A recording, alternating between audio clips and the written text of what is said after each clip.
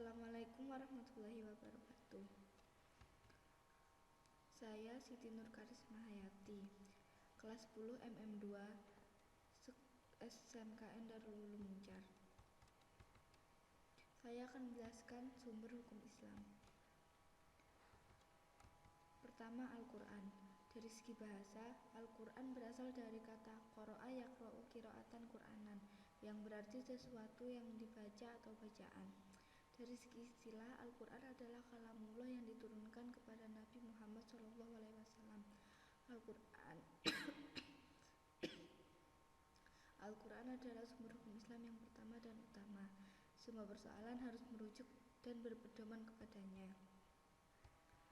Allah menyatakan dalam ayatnya, Inna anzalna ilaikal kitaba bilhaqqi litahkuma bainan nasi bima araqallah wa la taqul li kha'inina khasima. Artinya, sungguh kami telah menurunkan kitab Al-Quran kepadamu Muhammad, membawa kebenaran agar engkau mengadili antara manusia dengan apa yang telah diajarkan Allah kepadamu. Dan janganlah engkau menjadi penentang orang yang tidak bersalah, karena membela orang yang berkhianat. Quran Surat An-Nisa ayat 105. 2. Hadis. Hadis adalah segala perkataan, perbuatan, ketetapan atau takrir yang dilakukan oleh Nabi Muhammad SAW. Hadis terdiri atas beberapa bagian yang saling terkait satu sama lain. Sebagai sumber hukum Islam, hadis berada satu tingkat di bawah Al-Quran. Artinya, jika sebuah perkara hukumnya tidak terdapat di dalam Al-Quran, yang harus dijadikan sandaran berikutnya adalah hadis tersebut. Bagian-bagian hadis. 1. Sanad, yaitu sekelompok orang atau seseorang yang menyampaikan hadis dari Rasulullah SAW. 2. Matan, yaitu isi atau materi hadis yang disampaikan Rasulullah SAW. 3. Rawi, adalah orang yang meriwayatkan hadis.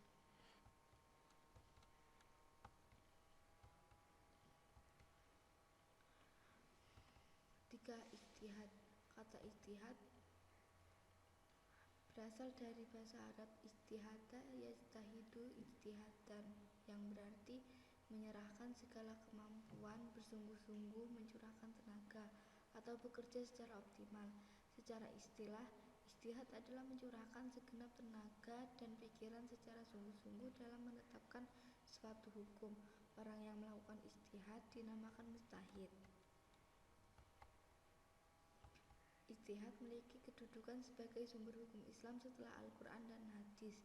Ijtihad dilakukan jika suatu persoalan tidak ditemukan hukum dalam Al-Quran dan hadis.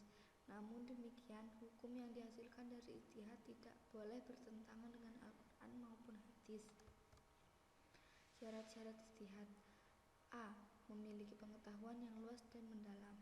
B. Memiliki pemahaman mendalam tentang bahasa Arab, ilmu tafsir, usul fikih, dan tarikh atau sejarah. C. Memahami cara merumuskan hukum istinbat. D. Memiliki keluhuran akhlak mulia.